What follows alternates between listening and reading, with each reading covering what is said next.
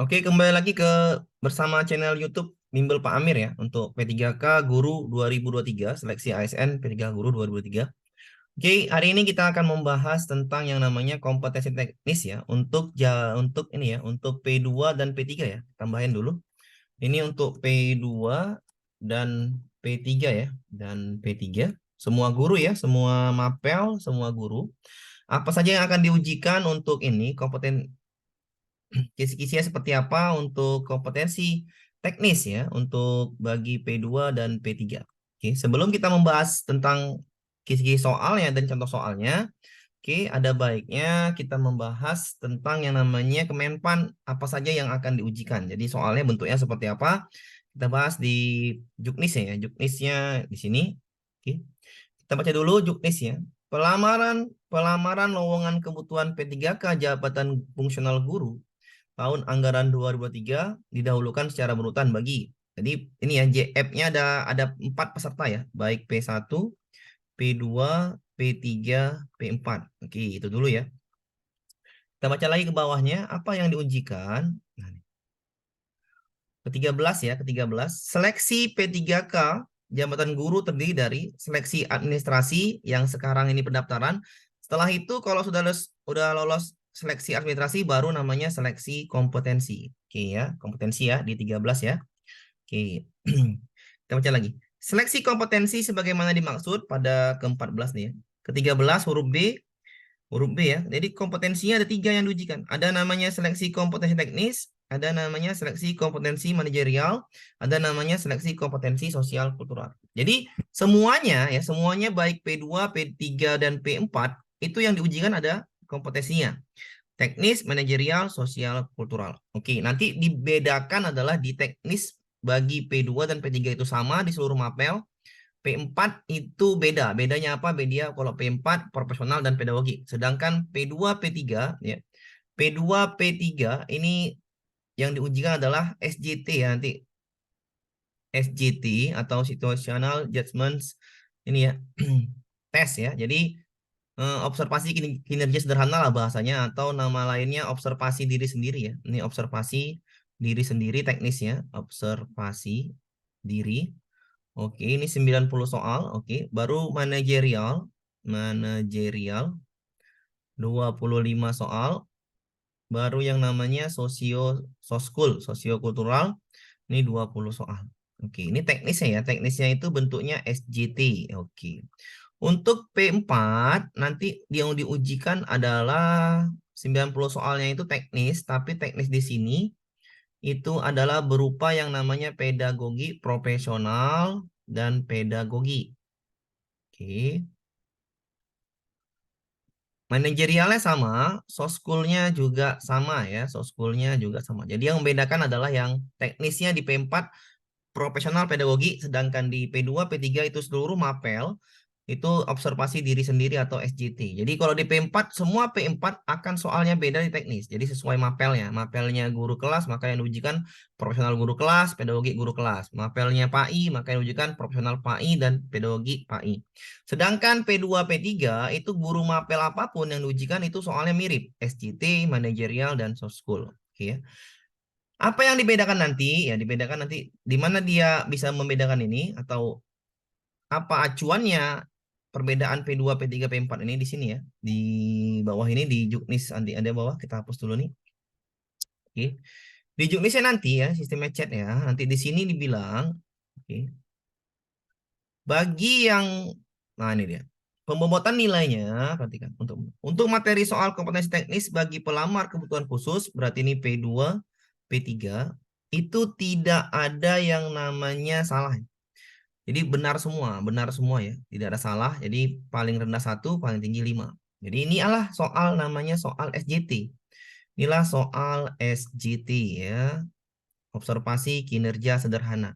Sedangkan yang ini bagi P4, ini soalnya profesional dan pedagogi. Oke. Kali ini ya di video ini kita akan membahas bagaimana sih SJT itu apa yang diujikan. Oke. SJT nanti adalah 90 soal ya, 90 soal. Oke, dari mana saya tahu 90 soal? 90 soal ini dari yang namanya ini ya, dari yang namanya Juknis ya. Sekali lagi Juknis lah yang paling penting. Ini dia. Juknisnya adalah seleksi kompetensi teknis adalah 90 butir soal. Oke ya. Oke. Apa itu SJT bagi P2 dan P3 sesuai dengan juknis ini pembobotannya tidak ada nilai ya. Tidak ada yang salah ya. Jadi yang paling rendah 1, paling tinggi 5. Jadi soalnya adalah situasi kinerja sederhana. Kita ke kisi-kisinya ya. Kita kisi-kisinya. Oke, ini kisi-kisinya. Kita buka dulu. Oke, kisi-kisi soal ya, kompetensi teknis P2 dan P3 guru atau SJT atau observasi diri sendiri. Itu bahasa-bahasa yang keluar sekarang ya. Oke. Situasional judgment test ya telah menjadi salah satu instrumen penilaian yang penting dalam seleksi pegawai pemerintah P3K di bidang pendidikan khususnya bagi guru. SJT adalah alat evaluasi yang dirancang untuk mengukur kemampuan calon guru dalam menghadapi berbagai situasi dunia nyata yang mungkin mereka hadapi di sekolah. Artinya ya, nanti ada kasus-kasus ya di sekolah itu tentang bagaimana kita bisa menyelesaikan kasus tersebut. Jadi intinya soal ini P2, P3 lebih mudah daripada P4. Jadi situasi dunia nyata kita kerjakan lah atau kita jawab soal itu dengan aturan lah atau dengan kapasitas kita sebagai guru ya untuk menjawab situasi judgment test ini tadi. Jadi soalnya itu berupa kasus lah, situasi yang akan dihadapi di sekolah. Oke. Untuk mengevaluasi keterampilan dan kompetensi guru. Oke, apa saja kisi-kisinya? Kisi-kisinya sebagai berikut. Yang pertama ya. Jadi kalau nanti ada yang sudah lihat video ini ya, sampaikan ke teman-temannya ya, sampaikan teman-temannya bahwasannya di inilah kisi-kisinya ya, kalau bisa di-subscribe juga ya. Oke. Satu, mengukur kemampuan manajemen kelas. Jadi yang keluar nanti adalah SJT-nya adalah yang pertama adalah kemampuan manajemen kelas. Jadi kalau kemampuan manajemen kelas itu ya seperti inilah, mengatasi situasi seperti siswa mengganggu, siswa mengatasi situasi seperti siswa mengganggu, tertinggal dalam pelajaran, konflik antar siswa. Situasi-situasi nanti yang akan terjadi di soal itu adalah situasi untuk kemampuan manajemen kelas. Artinya, ada siswa mengganggu, siswa tertinggal pembelajaran, atau konflik antar siswa, kita bisa menyelesaikannya seperti apa? Itu kan gampangnya sesuai aturan lah, atau sesuai dengan kalau teori belajar humanisme. Oke, mengukur kemampuan manajemen kelas. Yang pertama ya, itu yang pertama untuk kisi-kisinya. Oke, kita lanjutkan ke yang lainnya. Yang kedua itu adalah pengukuran etika profesional.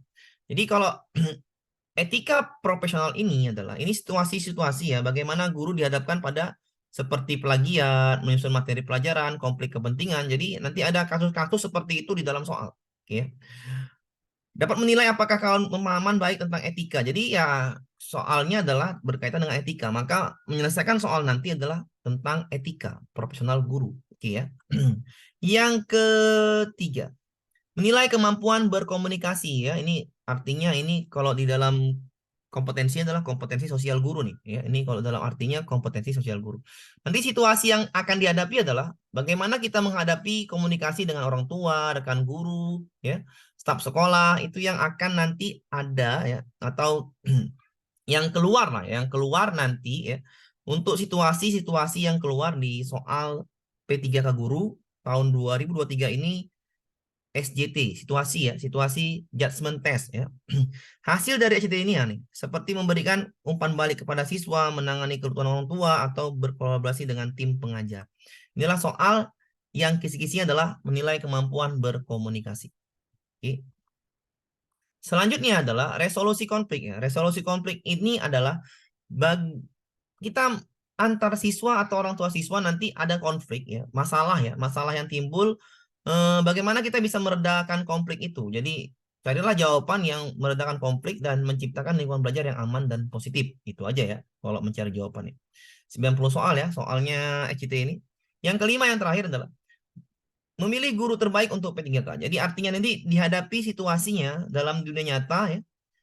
Bagaimana kita seorang guru ya, keterampilan kita itu baik lah atau ada dampak positifnya untuk pendidikan anak. Jadi carilah jawaban nanti yang ada dampak positifnya lebih kepada pendidikan anak. Jadi untuk memilih gurunya nanti SJT-nya itu.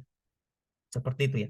Oke, nanti di yang sudah member ya atau yang sudah member di bimbel Pak Amir itu akan dapatlah semuanya materi dan soal-soal yang akan berkaitan dengan kisi-kisi tersebut.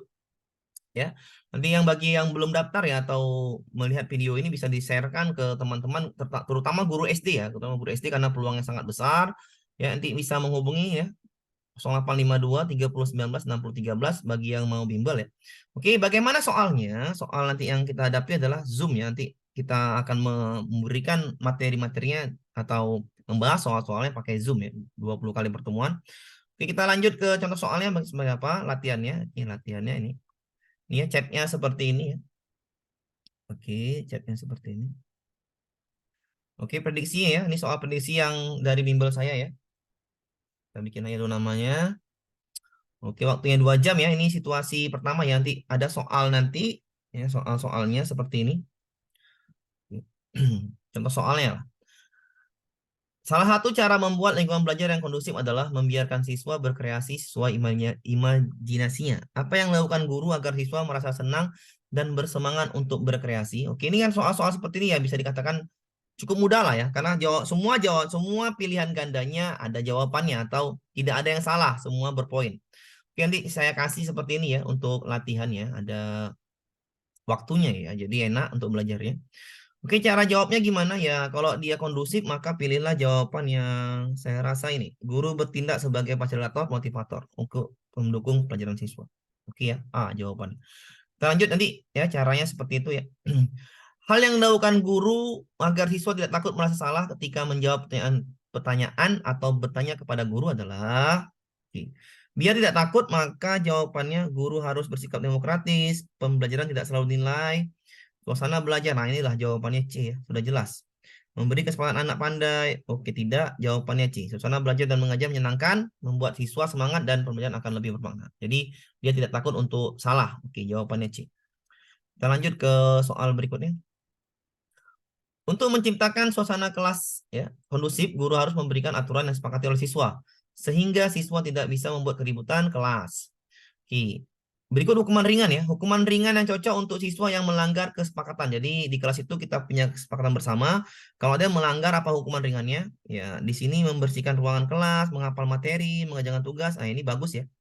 Ringannya bagus. Oke, berdiri depan kelas, membayar denda nih kurang bagus, kurang bagus, kurang bagus. Ya, jawabannya antara A dan E. A lebih baik daripada E. Jadi jawabannya ini semua ada jawabannya. Triknya adalah memilih 2 jawaban terbaik baru bandingkan. Oke.